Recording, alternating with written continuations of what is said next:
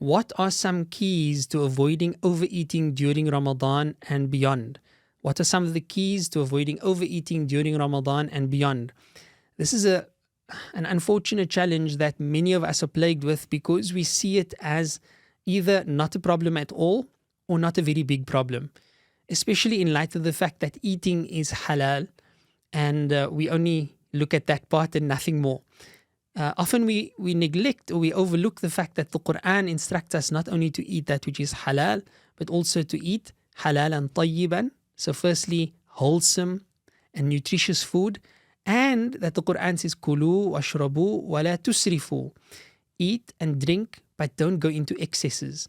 So it's actually a sickness that many suffer from, and essentially it is regarded as a sickness of the stomach, right? Shahwatul batn is how it is addressed in the works of Islamic spirituality.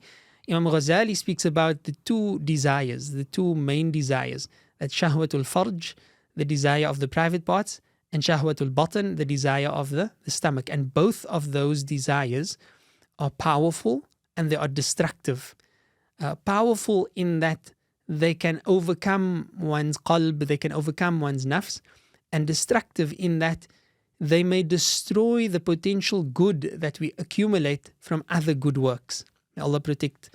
So in terms of some practical ways to not overeat, whether that be in Ramadan or outside of Ramadan, there are a few matters within the Sunnah that we can immediately implement that are tremendously helpful, but we have to give them, a solid chance. We have to really work with them.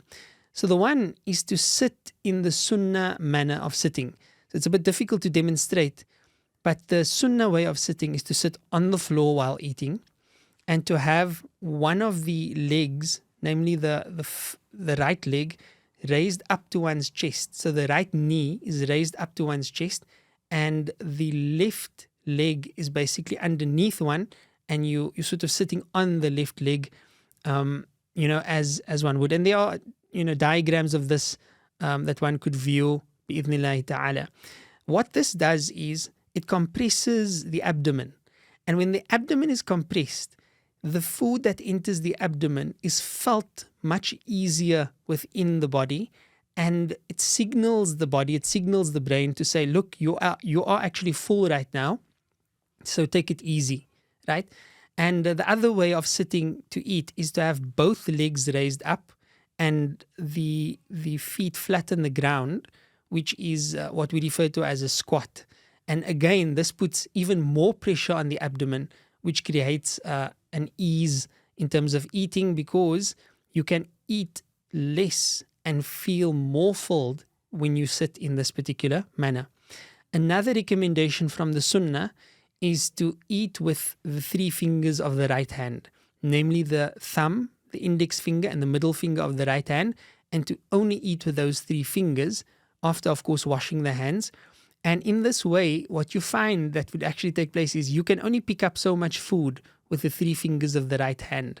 That limits the morsels that you have to eat, which automatically slows down your pace of eating, which in turn allows your digestive system to realize that it's full and send the signals to your brain while you are consuming your food, as opposed to eating with such haste and such speed and swallowing such huge morsels that by the time you realize that you're filled already, you've already gone overboard for what you can manage to eat.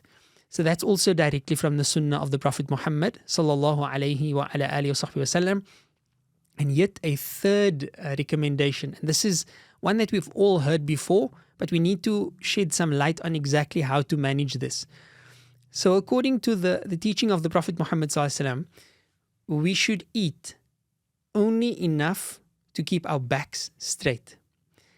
Then he said, sallallahu alaihi wasallam, that if you are to overindulge, then up to 1/3 of your capacity for food, up to 1/3 for drink or water, and keep 1/3 open for air.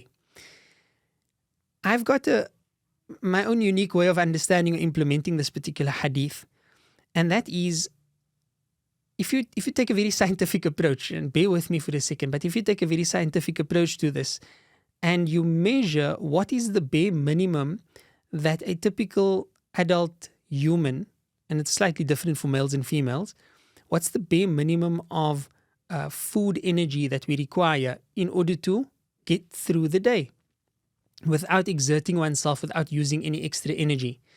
And this is often measured in calories.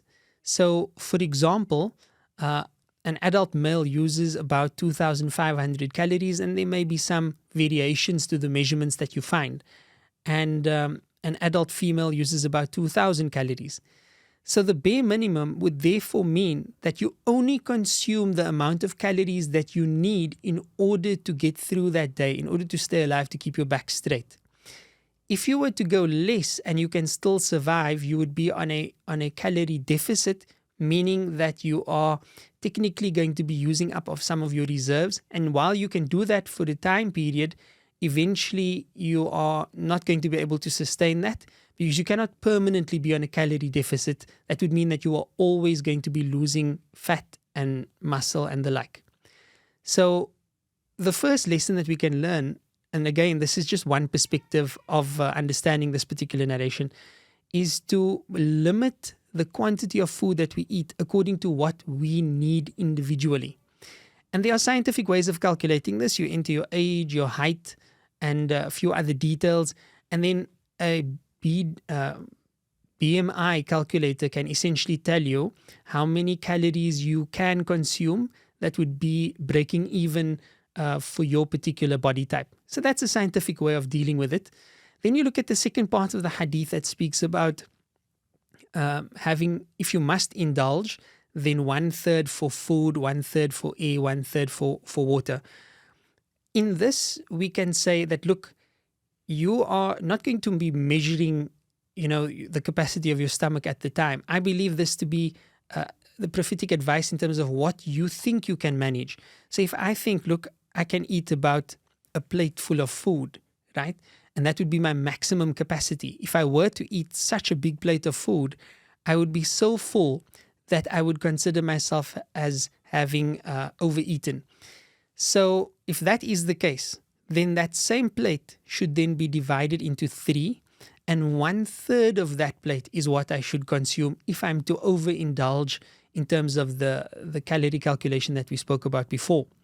And then 1/3 of that should be reserved for consuming liquid beverages, namely water, and then 1/3 should still be kept free for breathing. In other words, you have space and you don't feel as though every time you eat you have a stomach ache. So these are some practical tips from the Sunnah of the Prophet Muhammad ﷺ, with a slight scientific explanation to it, or a practical way of implementing it. And if you find that calories are confusing, or that it's difficult to determine because you have to read, on the ingredients list or the nutritional information of every product, what I found when I did implement this, what I found to be beneficial was the modern smartphone apps specifically designed to assist with this process, where you simply just find the item that you've eaten within a list and you add it, and then at the end of the day you have a pretty good idea of how much you have consumed.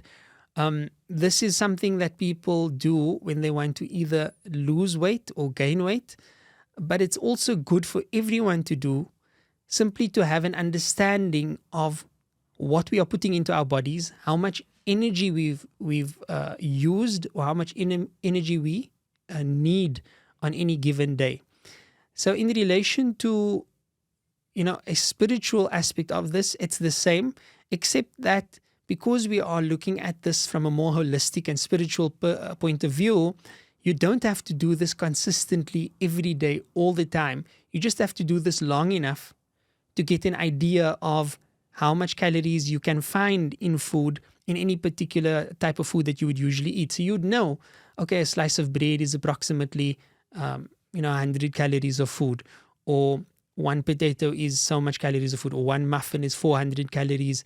And by knowing that, after doing it for maybe a week or so, you would far better be able to judge how much to eat, or when you are going overboard, and not rely entirely on the nafs, because that would certainly lead you astray, and Allah subhanahu wa ta'ala knows best. La ilaha illallah. محمد رسول الله.